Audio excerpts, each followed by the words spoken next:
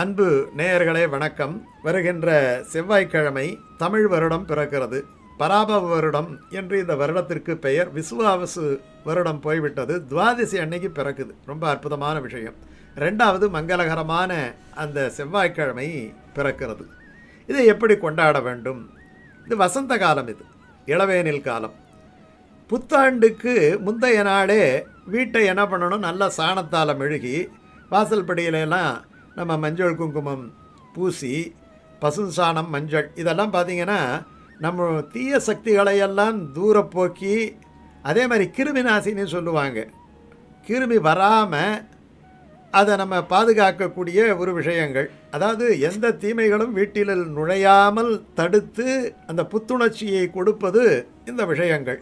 அதற்கு ஒரு ஐடென்டிஃபிகேஷன், ஒரு அடையாளம், ஒரு குறியீடாக மஞ்சள் பூசி மாவிலை தோரணம் கட்டி, காரணம் சித்திரை மகளே வருக முத்திரை பலன்களை தருக அப்படின்னு சொல்லாமல் சொல்கிற மாதிரி.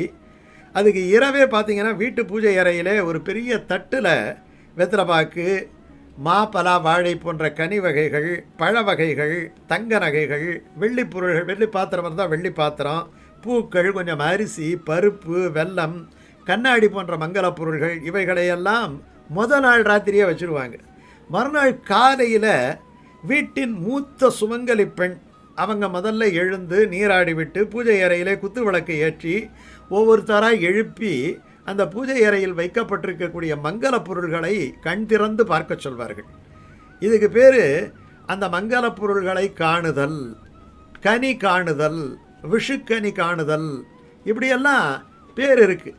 பொதுவாக என்னன்னா, மங்கள பொருள்களை கண்டால் அந்த ஆண்டு முழுக்க நமக்கு நல்ல பலன்களாக நடக்கும் அப்படி என்பது தான். அந்த மங்கள பொருள்கள்ங்கிறது இறைவனுடைய சாநித்தியம் நிறைந்த ஒரு பொருள்கள். அதை பார்க்கும் பொழுது நமக்கு எல்லாமே நல்லது நடக்கும். அதே மாதிரி எல்லாரும் நல்ல முறையில் நீராடி விட்டு பாரம்பரியமான முறையை வேட்டி, சட்டை, சேலை இதை போன்ற பாரம்பரிய ஆடைகளை அணிந்து கொண்டு நம்ம பூஜைக்கு ரெடி ஆகணும். வீட்டு வாசலில் விளக்கேற்றி வைக்கணும். கட்டாயமாக கோலம் போடணும். என்ன கோலம் போடணும்? மாக்கோலம் போடணும். அது சகலம். அங்கே கோலம் என்னாலே அழகுன்னுட்டு அர்த்தம். அப்போ புத்தாண்டன்று வீட்டில் உள்ள பெரியவர்களை எல்லாம் நமஸ்காரம் பண்ணணும். ஒரு நல்ல நாள் வந்தாலேயே நமக்கு பெரியவர்களிடத்திலே ஆசீர்வாதம். இது ரொம்ப ரொம்ப முக்கியம். பெரியவர்களிடத்திலே அம்மா அப்பா இருந்தால் அம்மா அப்பா, தாத்தா பாட்டி இருந்தால் தாத்தா பாட்டி, பக்கத்து வீட்டில் இருக்கக்கூடிய தாத்தா பாட்டி இருந்தாலும் பரவாயில்ல, நமக்கு அது பிரச்சனையே கிடையாது.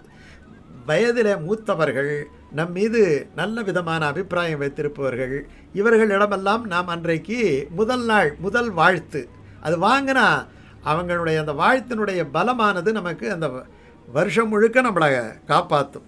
அதே மாதிரி இது மாத பிறப்பு என்கிறதால அவசியம் முன்னோர்களை நினைக்க வேண்டும். அவசியம் முன்னோர்களை. அதனால தான் இது சம்பிரதாயமே வச்சுருக்கிறாங்க. மாத பிறப்பு அன்னைக்கு என்ன பண்ணணும், நம்ம முன்னோர்களை நினைத்து எப்படி அமாவாசை அன்னைக்கு நம்ம தர்ப்பணம் பண்ணுறோமோ அதே மாதிரி ஒரு தர்ப்பணம் பண்ணுறது மாத பிறப்பில் வழக்கமாக வைத்திருக்கிறார்கள். எல்லா கோயில்களிலையும் விசேஷம். இந்த கோயில் அந்த கோயில்னுட்டு கிடையாது. எல்லா கோயில்களிலையும் இந்த வருஷ பிறப்பு அன்றைக்கு விசேஷமான பூஜைகள் இருக்கும். இன்றைக்கெல்லாம் சில இடங்களில் பார்த்திங்கன்னா ஆங்கில புத்தாண்டுக்கு எப்படி இரவெல்லாம் கோயிலை திறந்து வைக்கிறார்களோ அதே போல் இந்த தமிழ் புத்தாண்டு அன்று கொண்டாட வேண்டும் என்பதற்காக பல கோயில்களில் அப்படி விசேஷமான ஏற்பாடுகளை எல்லாம் பண்ணியிருக்கிறார்கள். சில கோயில்களில் பார்த்திங்கன்னா அன்றைக்கி திருமஞ்சனம் நடக்கும், அன்றைக்கி முக்கியமான அலங்காரங்கள் நடக்கும், சில இடங்களில் புறப்பாடுகள் நடக்கும். இவைகளெல்லாம் நாம் போய் அன்னைக்கு பார்க்கறது நல்லது. கோயிலில் முடிஞ்சால் கோயிலில் விளக்கேற்க முடிஞ்சால் விளக்கேற்றுறது, இல்லாட்டி அந்த விளக்கேற்றுறதுக்கு என்ன உபகரணங்களோ அவற்றை வாங்கி தருவது. எது எப்படியோ அன்றைக்கி கோயிலுக்கு போயிடணும். அப்புறம் குடும்ப புரோகிதர், இல்லாட்டி போனால் வீட்டில் மூத்தவர்கள் இருந்தால் நம்ம வீட்டிலேயே பஞ்சாங்கம் படிக்கலாம். இல்லையா பக்கத்தில் கோயிலில் அன்றைக்கி நிச்சயமாக பஞ்சாங்கம் படிப்பாங்க, கூப்பிடுவாங்க, பஞ்சாங்கம் படிக்க போகிறோம் வாங்கன்னுட்டு. பல கோயில்களெல்லாம் பார்த்திங்கன்னா சிறப்பான புரோகிதர்களையோ ஜோதிடர்களையோ வைத்து அந்த வருஷத்தினுடைய பலன்களை ஒரு மைக் வச்சு எல்லாரையும் கூட்டி, இன்றைக்கும் அந்த பழக்கம் கிராமங்களில் பல கோயில்களில் இருக்குது.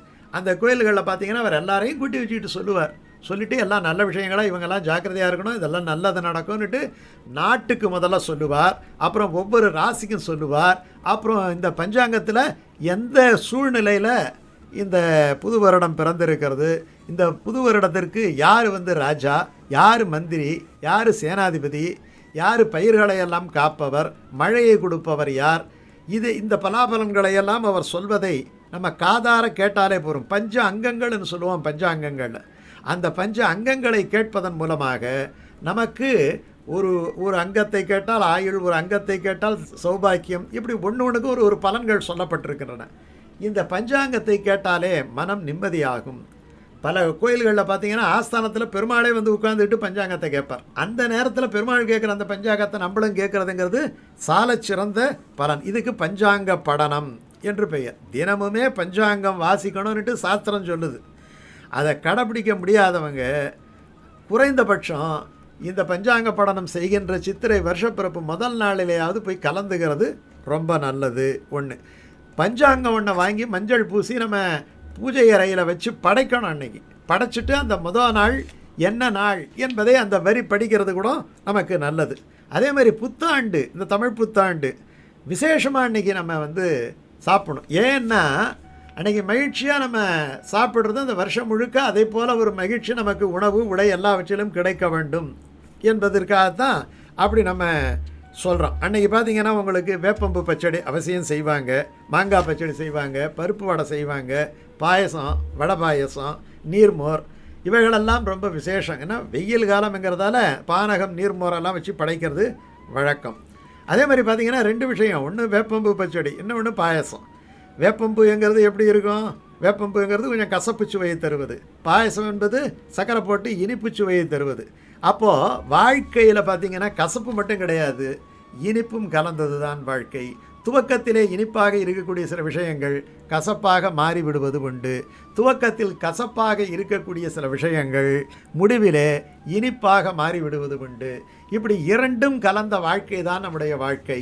2ம் நமக்கு தேவைதான் என்பதை உணர்த்துவது தான் இது. அதனால் இப்படி ஒரு விஷயம், அதாவது வாழ்க்கை எப்படி வாழணுங்கிறத வந்து உணவு முறையிலேயே நம்முடைய முன்னோர்கள் வைத்து கொடுத்துருக்கிறார்கள். அதே மாதிரி அன்னைக்கு தான தர்மம் பண்ணணும்.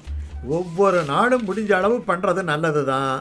ஆனாலும் அந்த தமிழ் புத்தாண்டு அன்று செய்வது, நாளும் நட்சத்திரமும் வர்ற அன்னைக்கு அவசியம் செய்யணும். உலகத்தை வந்து நான்முகன் படைத்தார்ன்னு சொல்கிறோம் இல்லையா, அதனால தான் இது விஷு புண்ணிய காலம்னு சொல்கிறோம். சித்திரை தொடக்கத்தை வந்து விஷு புண்ணிய காலம் அப்படின்னு சொல்கிறோம் இல்லையா. என்ன காரணம்னா அந்த பகல் பொழுது இரவு பொழுது 2ம் சமமாக இருக்கக்கூடிய இந்த நாள் இது பிரம்மாவுக்கு உரிய நாள்.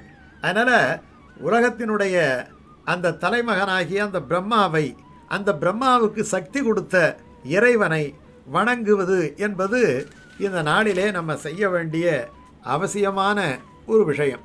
பல கோயிலில் பார்த்தீங்கன்னா சித்திரை மாதத்தில் தான் பிரம்மோற்சவம் நடக்கும். தஞ்சாவூரில் பிரம்மோற்சவம் நடக்கும். உச்சிப்பிள்ளையாரன் கோயில் அன்றைக்கி சித்திரை மாதம் முதல் நாள் அன்றைக்கி விசேஷமான அபிஷேகம் நடக்கும், விசேஷ அபிஷேகம் நடக்கும். வசந்த உற்சவம் பல கோயில்களிலே வந்து துவங்கி இருக்கும். ஏன்னா சித்திரை மாதம் என்பது சாதாரணமான ஒரு விஷயமே கிடையாது. இந்த சித்திரை 1ஆம் தேதி சில இடங்களில் பார்த்திங்கன்னா திருவிளக்கு பூஜை பண்ணுவாங்க.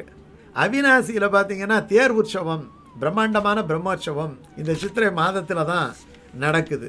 இப்படி பல விஷயங்கள் நமக்கு சித்திரை மாதத்தினுடைய பிறப்பன்று நடைபெறுவதாலே இந்த சித்திரை நாளை நல்ல முறையிலே, ரொம்ப அற்புதமான முறையிலே வழிபாடு நடத்தி இந்த சித்திரையை வரவேற்போம். அது நமக்கு முத்திரை பலன்களை அள்ளி அள்ளி தரும்.